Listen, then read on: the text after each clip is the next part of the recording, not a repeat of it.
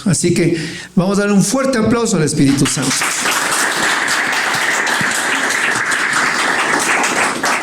Muy bien, hermanos, vamos a desarrollar el tema de esta mañana. Se llama el poder de la unidad. Y para esto vamos a estudiar a dos personajes bíblicos. Para algunos tal vez desconocidos totalmente, otros tal vez saben quiénes son ellos. Y ellos dos nos van a enseñar en esta mañana lo que significa los que hacen la división y los que producen la unidad. Y vamos a entender a través de ellos, primero vamos a reflejarnos en ellos y pedirle a Dios que si hay actitudes de cualquiera de los dos personajes, Él nos vaya con su amor a nosotros educando. Por lo cual, la cita, lema que quiero que ustedes aprendan y que sea una cita que por favor la comunidad Renacer, esta familia espiritual, la tenga como una cita lema todo el tiempo, es Efesios capítulo 4, versículo 3. Si pueden anotarla o se le siguen rápidamente, ya saben, después yo les envío la predicación a su servidor. Efesios 4, 3. Y la palabra de Dios nos dice: esfuércense por mantener la unidad del Espíritu mediante el vínculo de la paz. Palabra de Dios. Nos dice San Pablo que para mantener la unidad en nuestra iglesia doméstica, comunitaria, nosotros necesitamos no solo de la buena voluntad, sino del esfuerzo. Y el esfuerzo es un trabajo que solo me corresponde a mí. El esfuerzo es algo que me otorga el mérito. Quien se esfuerza en una carrera, ¿qué logra al final? Graduarse. Quien se esfuerza en un trabajo, ¿qué recompensa tiene? Su salario, o le ascienden, o es en una compañía se hace imprescindible, ¿verdad? Por su esfuerzo. Pero una persona que no se esfuerza, hermanos, el que no se esfuerza, ni el diablo le da trabajo. Así que aquí el reino de Dios es para los esforzados. Y si usted quiere, aquí usted, una comunidad unida, tengo que no esperar que César, Gerardo, Charito, Teresita, ellos se esfuercen. No, yo tengo que esforzarme. Y dice que mediante un vínculo que nos va a unir que se llama la paz. Y la paz es el primer fruto del Espíritu Santo.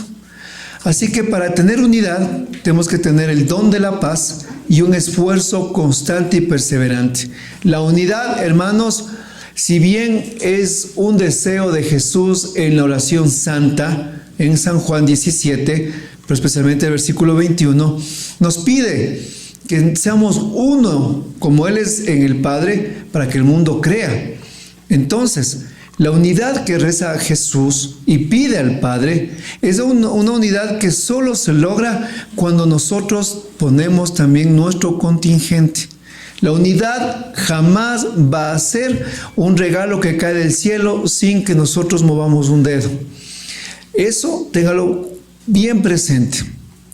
Y vamos a ver estos personajes que yo les dije.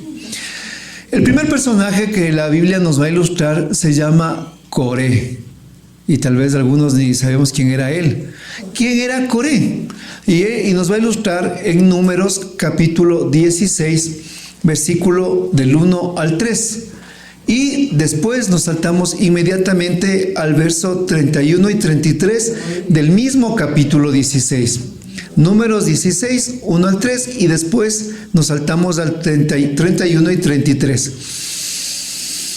Coré, hijo de Ishar, junto con Datán, Abiram y On, hijos de Rubén, se rebelaron contra Moisés. Se levantaron contra él junto con 250 hombres de renombre entre los israelitas. Se enfrentaron a Moisés y a Aarón y les dijeron: ya basta, toda la comunidad es santa y el Señor está con todos nosotros. ¿Por qué entonces se creen más importantes que la asamblea del Señor? Verso 31. Apenas terminó de decir esto, el suelo se abrió debajo de ellos y la tierra se tragó a Coré y a todos sus seguidores, con sus familias, sus tiendas y todo cuanto poseían. Descendieron vivos al sepulcro junto con todo lo suyo, y la tierra se cerró sobre ellos. Palabra de Dios. Amén, mis hermanos. Coré era un líder prestigioso de Israel. Más aún, Coré era levita. Levita significa que era de la tribu sacerdotal. Y este hombre se encargó todo el camino a la tierra prometida en ser uno de los mayores instigadores de la crítica y la división contra Moisés y Aarón y Miriam. Y esta cita que nos va a hablar en Números es prácticamente cuando ellos estaban ya prácticamente frente a la tierra prometida. Y estando a un paso de solo cruzar, se da una tremenda rebelión con el pueblo y a la cabeza Coré. Y él, junto con todos estos personajes que da hasta los nombres, Datán, Abiram, On, se rebelan, y con ellos 250 personas que no eran la chusma, ni el populacho, ni la muchedumbre, ni los tontos útiles que solo acompañan en las revueltas. No, la palabra de Dios es clarísima, dice, eran de renombre entre los israelitas. O sea que se rebeló contra Moisés. Hermanos, la crema innata, hermanos. La parte líder del pueblo de Israel. Y ellos se enfrentan contra Aarón y Moisés de una forma tal en la que dicen, ¿por qué ustedes tienen que estar acá? ¿Acaso Dios a todos nos ha hecho santos, pueblo de sacerdotes? Y empieza una rebelión. Yo no les leo todito hasta el versículo 30 porque es bastante. Pero usted tiene que leer en su casa y ver las actitudes que tiene Moisés. Es increíble, él se echa el rostro al tierra. Que dice, ¿acaso que yo me he elegido? Dice Moisés. Es interesante porque mirando la persona de Coré y saltando a nuestro hoy actual, es triste decirlo, pero algo que daña, que rompe, fragmenta, divide a los grupos, comunidades y ministerios es el pecado de la murmuración, del chisme, de la mentira, del liderazgo muchas veces, y que daña a los servidores que trabajan. Y que Dios permita que eso no vivan ustedes. Pero si lo viven en algún momento, se acuerdan de estos personajes y a través de ello también podamos nosotros ser levantados. Es un mal silencioso dentro de la iglesia que no tendría que darse, pero lamentablemente se da. ¿Y por qué razones se da? Porque simplemente en el caso de Coré, algo que le ganaba a él era el orgullo, el protagonismo y el autoritarismo. Él estaba olvidando algo claro. A Moisés no lo eligieron, Dios lo eligió. En pocas palabras, cuando un servidor se levanta, a pesar de que usted crea que usted ha votado, eso es por motivación e inspiración del Espíritu Santo. Y eso se llama lo que es la gracia no democrática, sino teocrática. Es el poder de Dios dado a los hombres. Pero esa unción, esa gracia, no se limita solo a los 3 años que es el servidor.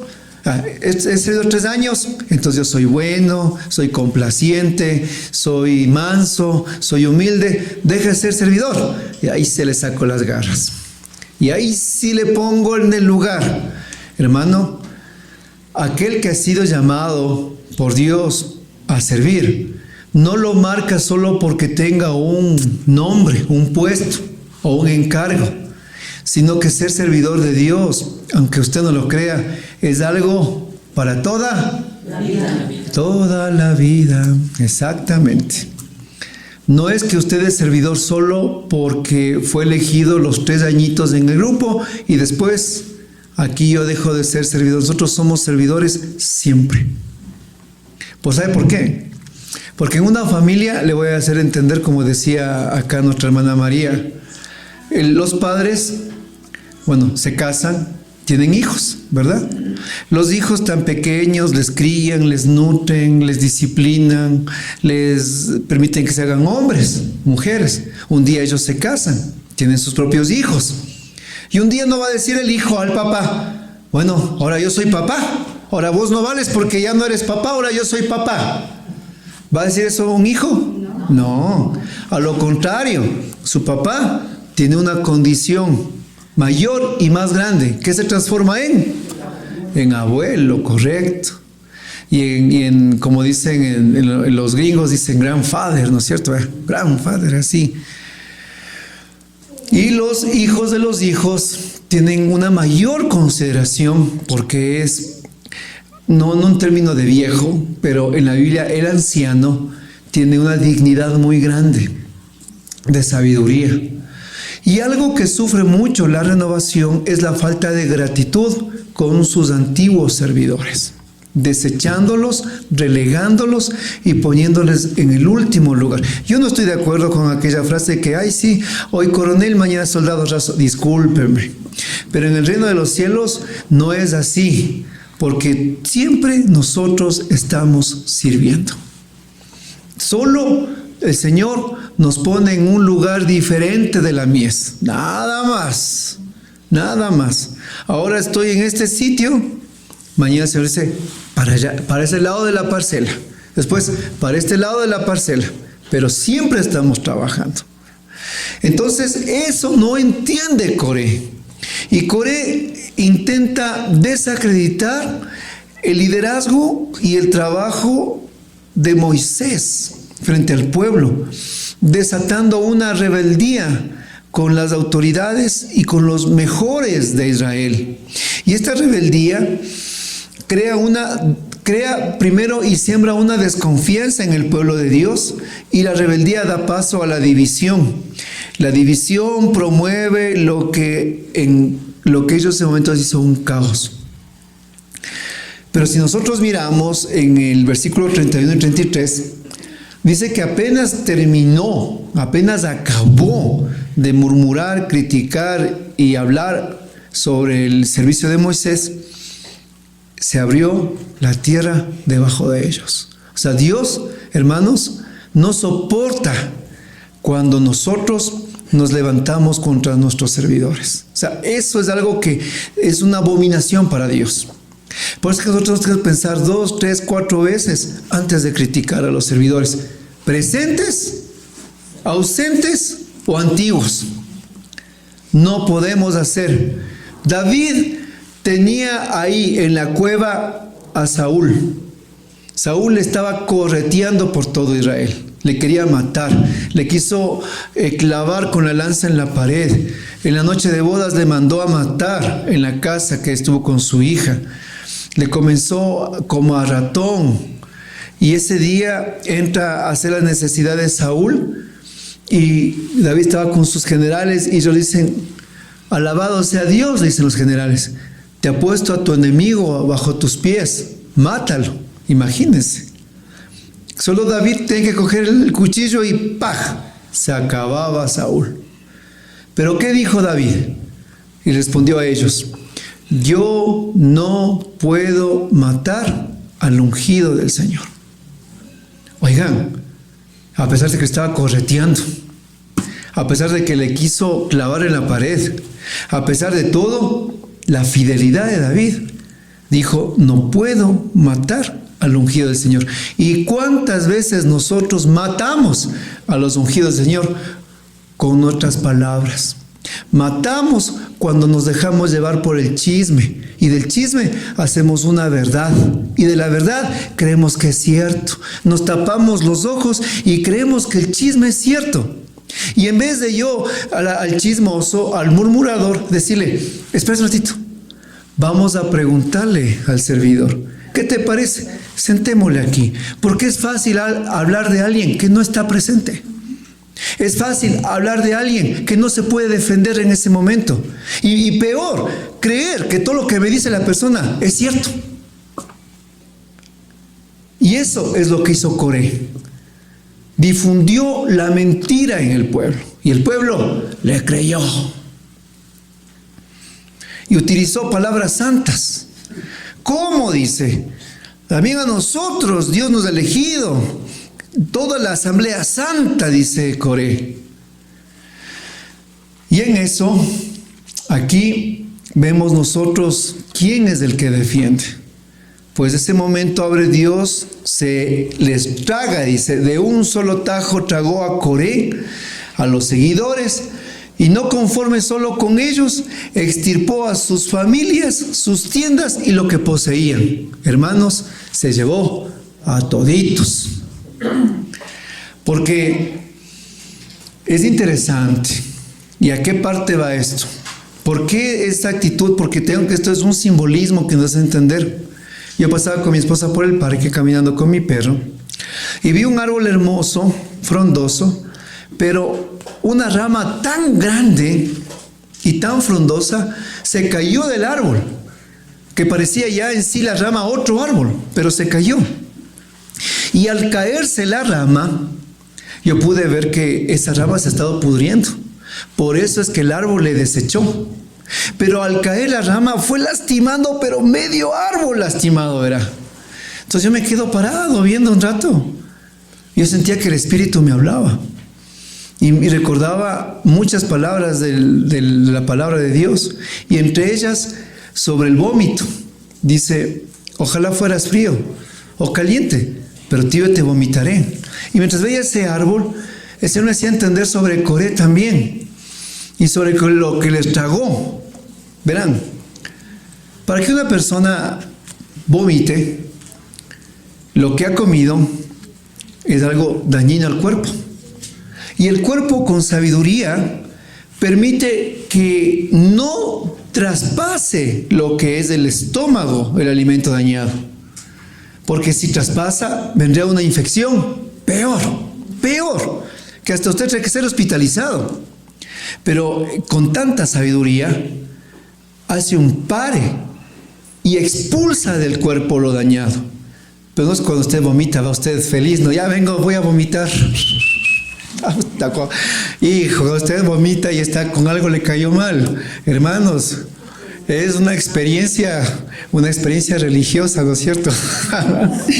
No es agradable, es terrible. Pero sucede algo y le ha pasado. Que cuando usted come algo es un proceso. No es que usted come 5 minutos, voy a vomitar. No, son anoréxicos. Cuando usted come algo y le cae pesado, usted pasa un tiempo de unas 3, 4, hasta 5 horas que le empieza. Es un proceso. Y usted empieza con dolor y puede permanecer varias horas. Y no usted va a dejar mentir porque es algo que nos ha pasado a todos. Es tan sabio el cuerpo que cuando expulsa lo que está malo, ¿qué pasa? Automáticamente usted se sana. ¿Sí o no? Se queda temblando, pero usted se queda aliviado, aunque en el proceso usted queda lastimado muchas veces. Y una vez me quedé hasta afónico, porque fue terrible lo que me cayó mal todo ese alimento, que me quedé afónico 2 días y un ardor. Pero el cuerpo se defendió. De igual manera, la manera en que Dios defendió de todos esos murmuradores es extirpándoles de raíz de la comunidad, sacándoles a él, a los líderes, sus familias y por si acaso hasta sus posesiones. O sea, no quedó un recuerdo de ellos en Israel. Y eso es el vómito que sale, es el vómito que habla Dios. Y para Dios el chisme, la murmuración es un vómito. Porque es algo que daña, corrompe, divide y acaba los grupos de oración. Yo no le digo eso, mi hermano, porque no lo he vivido. En estos casi 30 años de caminar, lo he vivido en varias veces, tanto en mi grupo, tanto en mi ministerio, tanto en grupos que hemos ido a ayudar. El terrible problema y caos que da la murmuración. Por eso es que les decía en la cita lema sobre esfuércense. Porque yo sé, tenía un profesor en la universidad y él venía y decía, jóvenes, yo sé que el chisme es malo, pero sí que desestresa, decía. Así. Yo sí que desestresa, decía él. Oh my God, ¿no es cierto? Y no sé qué pasa, pero cuando viene alguien con el chisme fresco, parece que viene cerca y empieza, no sé, una jeringa de adrenalina, dopamina, le inyectan y le empiezan a dar el chisme y empieza como la pata hacia esa, no, así. Todo un torrente, en serio. ¿Y qué más? ¿Y qué más? O sea, es increíble, porque nos encanta comernos al prójimo. Sea verdad o sea mentira. Y peor, cuando eso es contra nuestros servidores, líderes, párrocos, obispos, sacerdotes, hermanos mayores.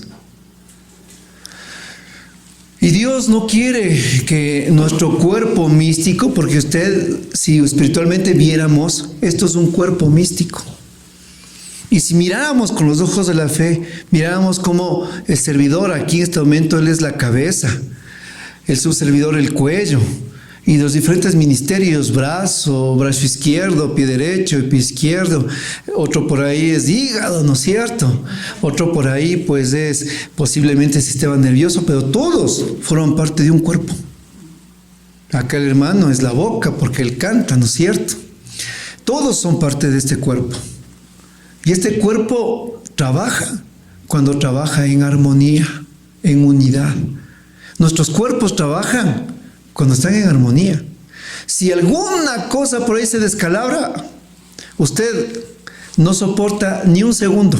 Volamos al doctor, ¿o no? Si solo cuando se nos clava el uñero en un pie, usted no puede estar tranquilo. Peor cuando una muela a usted le empieza a doler. ¿Qué hace usted? Usted corre, deja todo lo que tenga que hacer, porque un dolor de muela, eso es algo que no soportamos. Entonces este cuerpo místico tiene que ser cuidado y tenemos que esforzarnos para que este cuerpo místico no sea envenenado con el vómito del chisme, porque para Dios eso es el chisme y la murmuración, un vómito.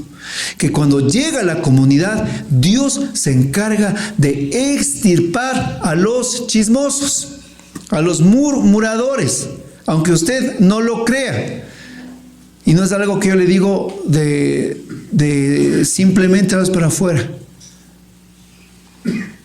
Dios prefiere que el grupo de oración quede diezmado, que la comunidad quede temblando, como decía la hermana, así después del vómito, pero que quede sana.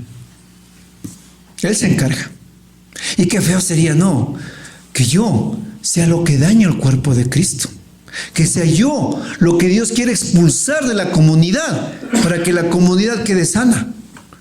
Que yo sea lo que está pudriendo por dentro y que en un momento tenga que sacar Dios para que el resto alcance la salvación y el crecimiento y la madurez. Porque eso nos muestra aquí. Dios en este punto, Él es bien radical. Usted ve también más atrás, cuando sus hermanos Moisés, Aarón y Miriam murmuraron contra el siervo de Dios, dice que Dios bajó una nube. Y dice que el primero que escuchó la murmuración de Miriam fue él. Y a Miriam le hizo leprosa. Una lepra blanca, horrible, terrible. Porque si usted mira en Proverbios, dice que hay 7 cosas que Dios abomina. 7. Entre unas, el chisme, la murmuración. Y yo sí les digo, es un mal silencioso que ataca las comunidades y ministerios.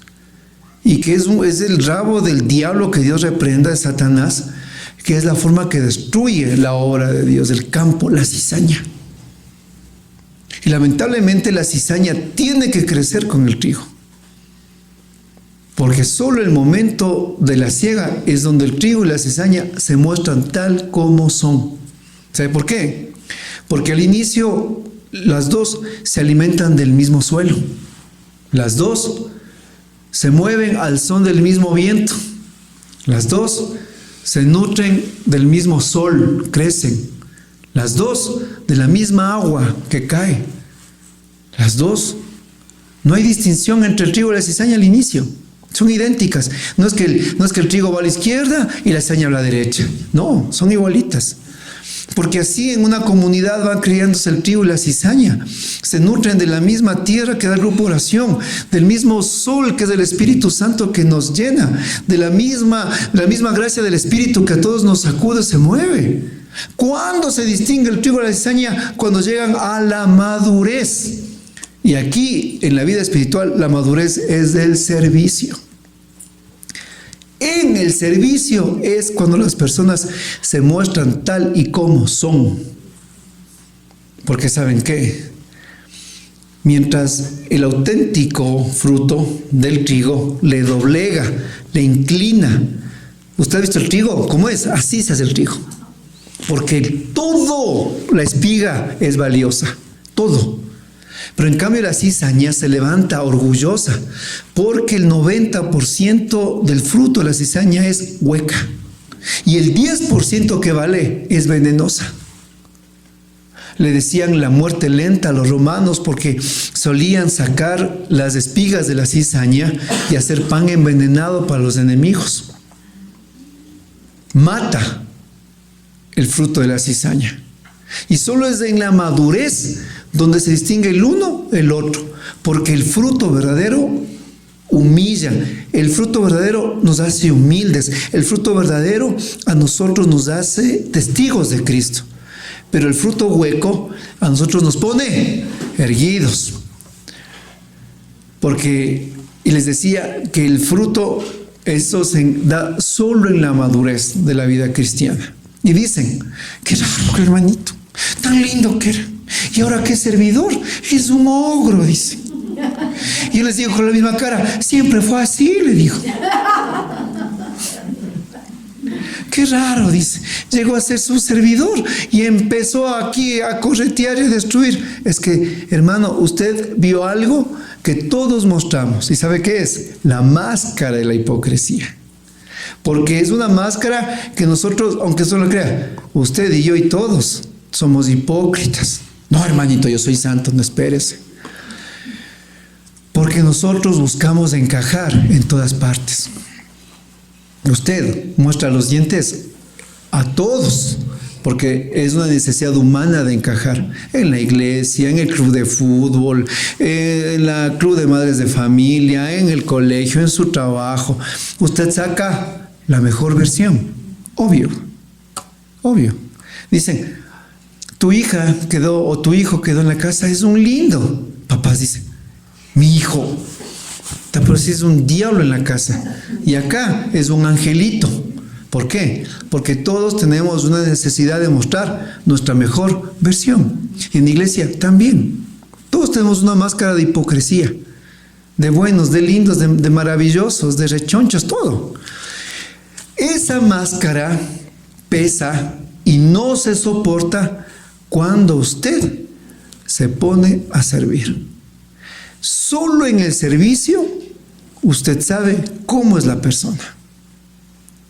Solo ahí, solo cuando usted está hombro a hombro con alguien sirviendo, usted empieza a ver cuál ha sido realmente su espiritualidad y su talón de Aquiles. Hasta ahí, hermanos, como el trigo y la cizaña, todos bailamos al mismo son, todos estamos criándonos, todos nos alimentamos. Pero en el servicio es cuando la máscara de hipocresía ya no aguanta más. Y sale, verá. Póngase a escucharme lo que le estoy diciendo. Yo tengo hermanos lindos, hermosos, bellos en el grupo que son pan de higos, hasta que nos toca servir. Hasta que entramos en la fragua del servicio, hasta que entramos a un evento, un concierto, una armada de equipos, una evangelización, ahí empiezan a aflorar. Antes no, antes son lindos en el grupo, quietitos, son calladitos, se duermen en las prédicas, todo. Pero en el servicio es cuando la máscara se cae. Y por eso es que tenemos que estar atentos, porque la cizaña nunca cree que es cizaña. Porque solo es en la madurez, que es el servicio, cuando se despliegan quién es cizaña y quién es trigo. Por eso dice que quienes se rebelaron contra Moisés fue lo mejor de Israel. Eran los entendidos, los maduros, los que sabían lo que decían y sabían cómo manipulaban al pueblo. Que dice aquí, hombres de renombre, dice la Biblia. No era cualquier chuncho de la calle, eran los más importantes. Y que Dios nos libre de que algún momento queramos hacer nosotros triunviratos contra nuestros servidores, nuestros coordinadores, nuestros párrocos, recogiendo firmas para sacar al párroco. ¿No ha escuchado eso? Sí, ha pasado muchas veces. Todos en contra del pobre servidor o del antiguo servidor o del coordinador, que no vale, que no sirve siempre, que ese es el mal de los antiguos, que nada vale de los nuevos. Entonces ese es Coré, y eso ocasionó, pero quien salió a la defensa siempre va a ser Dios. Por eso es que David dijo: yo no puedo matar al ungido del Señor. Y cuando usted le vengan con toda clase de chismes, de murmuraciones y de mentiras falsas contra un servidor suyo, antiguo o nuevo, usted tiene que responderle con las palabras de David: yo no puedo matar al ungido del Señor. No puedo. Así que fállese con el chisme de aquí. Váyase a otra parte, porque yo no puedo matar con mis palabras al ungido del Señor. Pero no, lindo fuera. Nos vienen con el chisme y nosotros estamos, pero ¿a quién cuento? Pues ¿a quién cuento? Al siguiente, a la cacería de a quién riego el chisme. Vamos a mirar ahora, después de ver de los que causan la división, ahora vamos a ver los que causan la unidad. Y el que causa la unidad, hermanos, él que vamos a proclamar, él tiene que ser nuestro modelo a seguir. Amén. Amén. Amén. Voy a empezar a poner aquí a los dormidos y voy a llenarme aquí de medio grupo yo, ¿no es cierto? Vamos a abrir Hechos de los Apóstoles, capítulo 9, versículo del 26 al 27. Hechos 9, del 26 al 27. Vamos a mirar a un hombre. Vamos a mirar a una persona que yo le quiero mucho a este personaje y le admiro bastante. Y él se llama, y va usted a mirar cuál es su nombre. Hechos 9, 26 al 27. Si no lo encontró, escúcheme por favor. Cuando llegó a Jerusalén, Pablo trató de juntarse con los discípulos, pero todos le tenían miedo, porque no creían que realmente fuera discípulo. Entonces Bernabé lo llevó a los apóstoles, les contó cómo Saulo, durante el viaje, había visto al Señor, el cual le había hablado, y cómo en Damasco había predicado valientemente en el nombre de Jesús. Palabra de Dios. Ay, más fuerte. Palabra de Dios. Aquí vemos a un hombre llamado Bernabé. Dígalo fuerte. Bernabé se llama el justo, o también le dicen hijo de la consolación. Y Bernabé tiene que ser nuestro modelo a seguir en un discipulado sano dentro de la comunidad y nuestra vida espiritual. Bernabé es un gran intercesor, porque para el gran y futuro Pablo, que en ese momento era Saulo recién convertido, aquel que fue para que el ministerio de Saulo despunte, se encamine y él pueda ser el apóstol príncipe de los gentiles y el instrumento tan valioso que Dios quería usar. No podía él hacerlo solo, porque él necesitó de su Bernabé. Y su Bernabé para él fue el punto clave en su ministerio. Aquí nos dice que los apóstoles, obvio, pues oigan, viene Saulo y los otros 11 al saber que él estaba persiguiendo, estaba matando, les estaba encarcelando, les estaba correteando, le tenían miedo. No querían juntarse con él. Pero aquí aparece este hombre que es clave en la Biblia, Bernabé, y él intercede por Saulo. Y él les cuenta su testimonio, les cuenta su trabajo apostólico ya y su valentía en Damasco. Él es el que le lleva a Saulo a los apóstoles.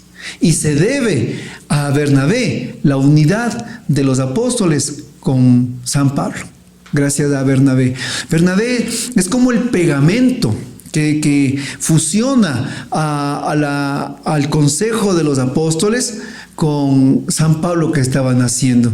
Posiblemente, si no existía Bernabé, tal vez Pablo hacía su evangelización por su cuenta y por su lado. Y tal vez Saulo podría haber hecho algo, pero tal vez nunca hubiéramos oído de él. O tal vez lo máximo que hemos oído de él es como Apolo. Apolo. Hay unos 3-4 datos, pero ahí se murió Apolo.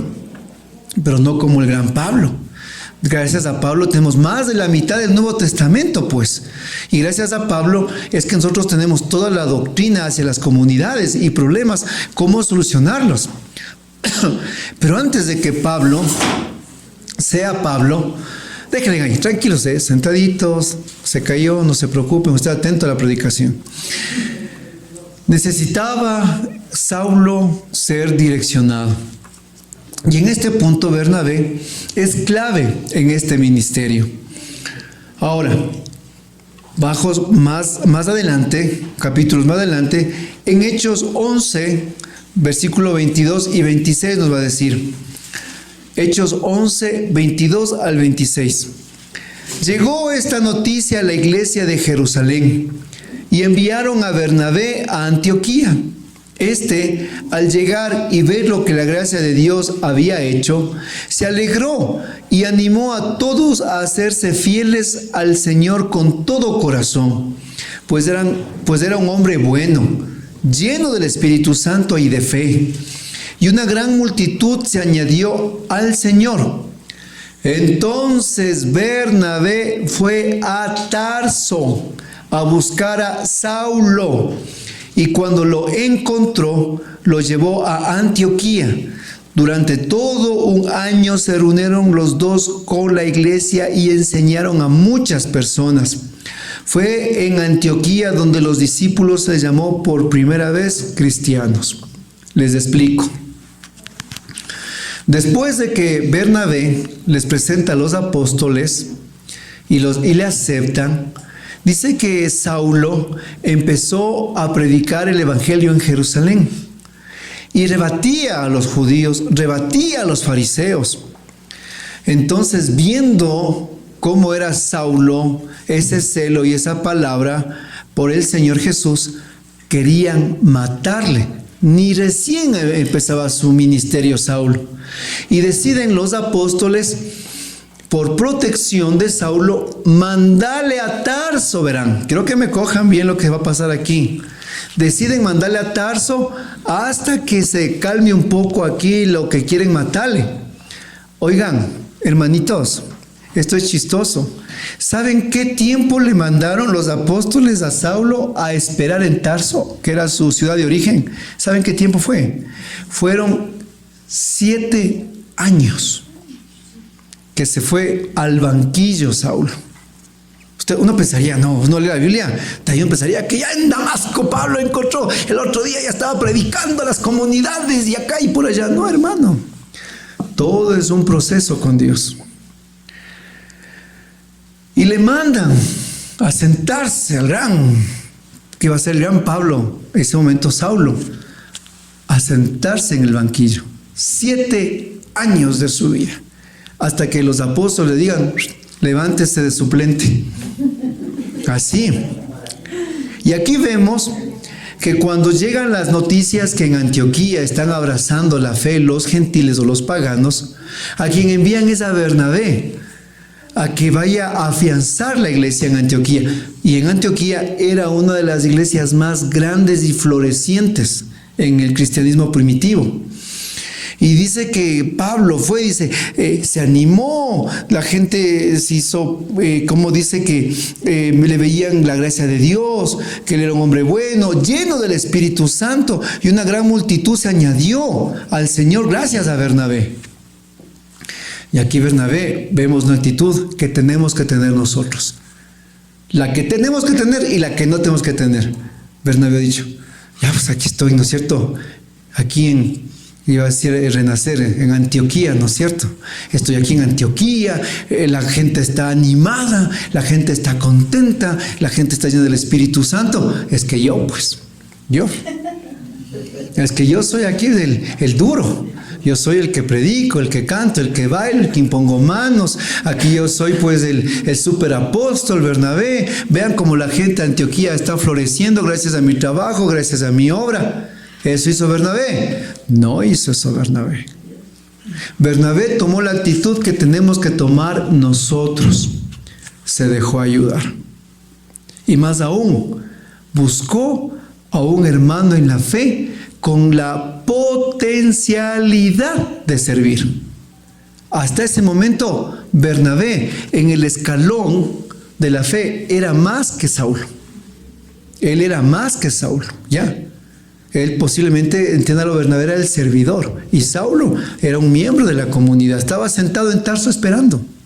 Y fue Bernabé a sacarle a Saulo del anonimato del servicio. Clarito dice, Bernabé fue a Tarso, yo digo no a buscar, sino a sacarle a Saulo. Y ahí le encuentra, dice, cuando le encuentra, le dice, oye Saulo, vámonos a evangelizar. Basta, ya ese tiempo que estás, estos 7 años se acabaron, vámonos a trabajar juntos. Y suben los dos a Antioquía y empiezan a hacer un dúo de trabajo maravilloso, donde eso les permite a ellos evangelizar con más fuerza, con más vigor, con más gozo. Y gracias a eso nosotros tenemos la palabra de cristianos, porque hasta ese momento nos llamábamos los del camino. Así eran considerados los cristianos al principio, los del camino, no cristianos. ¿Se da cuenta? Esa actitud que tiene Bernabé. Primero, intercesor. Él mira en Saulo a alguien que puede colaborar, alguien que puede crecer, alguien que puede dar, alguien que puede liderar, alguien que puede servir y hasta alguien que puede ser mejor que él. Pero no vemos nosotros en Bernabé actitudes de celos, de orgullo. No vemos actitudes de división, sino de acercamiento y unidad.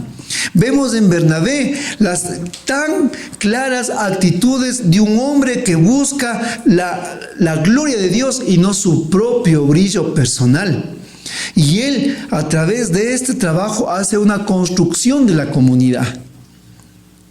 Es que nosotros tenemos que aprender a ser como Bernabé. Tenemos que aprender a ser constructores de unidad e intercesores, los hermanos. Él fue a hablar a favor de los apóstoles de Saulo. No fue a cuentearles. Ay, sí, oiga, Pedro, vean, Santiago, Juan, Tomás, Bartolomé. En verdad, ¿qué van a estar confiando de este delincuente llamado Saulo? Si usted viera, ¿por qué? Porque por detrás de él estaba buscando ser servidor del grupito, Bernabé, y fue a hablar en contra de Saulo. Es que no, yo sí estoy de acuerdo, porque la palabra de él valía mucho. Y él no fue a decirse, ¿por qué? Porque él quería ser el servidor, coordinador, asesor, no sé. Porque, claro, cuando se trata de poder, se trata de puestos, tratamos de hundir como sea. Pero él no hace eso, él habla a favor, habla bien de Saulo. Lo dice, lo habla e intercede, porque eso es interceder, hablar bien de la persona. Y eso es la actitud que nosotros tenemos que hacer con nuestros hermanos. Siempre hablar bien, siempre interceder por los demás ante la persona de nuestra comunidad. Aunque, hermanos, yo sepa que está en un pecado, en una crisis o situación, yo hablo bien. Yo siempre resalto lo que es mi hermano. Porque yo sé que esa crisis que tiene no le define. Porque sé que ese pecado tal vez personal que tiene en ese momento no lo define. Está luchando, está trabajando, está viviendo también un proceso en su fe. Yo lo conozco. Entonces yo hablo, intercedo y digo, sí, en verdad, es una persona buena. alguien que merece confianza. Y eso tenemos que aprender de Bernabé. No ser los pájaros de mal agüero, sino los que llevamos buenas noticias.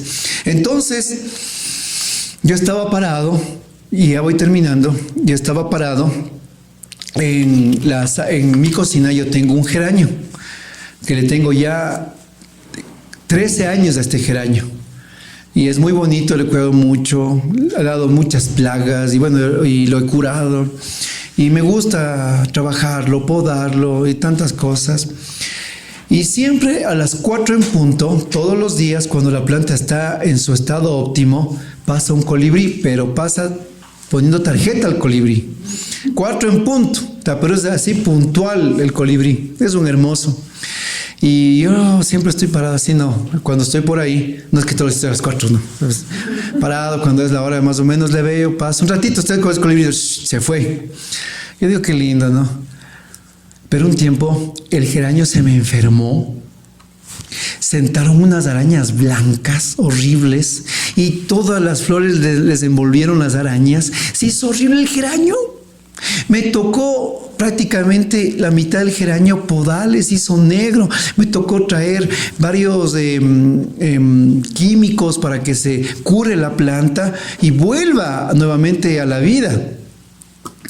Y estaba parado, ¿no? Y yo me quedo pensando, digo, pero ¿cómo arañas? Digo, aquí en un lugar donde es, porque mi casa es alta, quien conoce ahí es alto. Digo, aquí es imposible que una araña venga. No hay ni parques ni jardines, no hay nada, ni arañas alrededor para que se haya llenado de esta plaga. Cuando de repente, cuando pensaba eso, ¡pah!, se sienta una tórtola ahí al lado. ¿Y sabe? Entonces me quedé así. Cuando el Espíritu Santo dice, ¡ey! El Espíritu Santo dice, ¡ey! ¡Ey! Me dice así. Yo le digo, Señor, sí, me dice. Y me hace entender. Quien dejaba las plagas o deja la plaga son las tórtolas. Porque son, ¿qué son? Ratas con alas, pues, ¿no? Entonces, dije yo, son las tórtolas. Y hasta ahí quedó mi inteligencia. Y el Señor, no sea chuncho, dice, piensa. Cuando me pongo a pensar, le digo, Señor, háblame, o sea, hazme entender, ¿qué lección tengo que sacar de esto? Porque fue interesante. Porque fue la tórtola y después el colibrí, los que pude ver en el mismo día. Y me dijo el Señor, ¿quién eres tú? Me dijo, en tu comunidad. ¿Eres la tórtola o eres el colibrí? Me dijo. Pero fue así la pregunta que me hizo. Yo me quedo así, ¿por qué? Eres la tórtola que lleva las arañas, llevas el chisme, llevas la división, llevas la enfermedad. Donde te posas, dejas enfermedad. Donde te posas, dejas daño. Donde te posas, dejas una plaga. O eres como el colibrí, que donde vas, eres esperado. Polinizas, llevas néctar, dejas néctar. Y todos agradecen por tu llegada. Dejas una palabra, un consuelo, un crecimiento. ¿Quién eres? Me dijo el Espíritu Santo. ¿Eres el colibrí o eres la tórtola? Me dijo. Le dije, Señor, ayúdame. Que de mi boca no salga jamás palabras contra mis hermanos. Aunque sean hasta verdad. Ayúdame. Y en ese momento entendí que nosotros tenemos que ser como Bernabé y no como, ¿cuál es el otro nombre? Como Coré.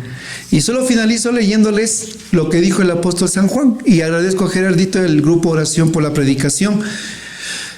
Y ustedes, después de toda esta experiencia de este seminario, hermanos, entiendan que esta comunidad va a avanzar a medida que nosotros cortemos así vean, de tajo la cabeza de la serpiente, y que es la murmuración. Miren, solo les leo, no les doy la cita para que no se pongan a buscar, después les doy. Y dice el apóstol San Juan. ¿Quién era San Juan? El discípulo amado, el que estuvo a los pies de Cristo en la cruz, el que le vio resucitado. ¿Quién era San Juan? El que estuvo en todo el ministerio, el que se acostó al pecho del maestro. Él era San Juan, ¿verdad? Y verán lo que le pasa a San Juan. Después le doy la cita. Dice, escribí algo a la iglesia, Está en las cartas, ¿no? Escribí algo a la iglesia, pero Diótrefes, al que le gusta ser el primero entre ellos, no nos recibe. Por eso, si voy, le recordaré las obras que hace, criticándonos con palabras maliciosas. Y no contento con esto, ni siquiera recibe a los hermanos. Y a los que quieren hacerlo, se los prohíbe, expulsándolos de la iglesia. Este tal Diótrefes le criticaba ¿a quién? A Juan Apóstol. Oiga, esto sí es ser atrevido. Eso es increíble. Yo cuando leí la carta, porque esta está en la tercera carta de Juan, en el capítulo 1, versículos 9 y 10, yo me quedé con la boca para abajo. Yo dije, Dios mío, si a Juan Apóstol le criticaban con palabras maliciosas, dije, con razón me pasa esto a mí, dije yo. Si a Juan, el discípulo amado, al que vemos nosotros toda esta experiencia de fe, y yo me he maravillado, había un hito que se levantó y le manchó el nombre de Juan. Dije, ahí fue cuando, yo digo por mí, porque no crea que a mí no me ha caído esta planadora por encima. Yo les hablo más por experiencia que por ciencia, les comento.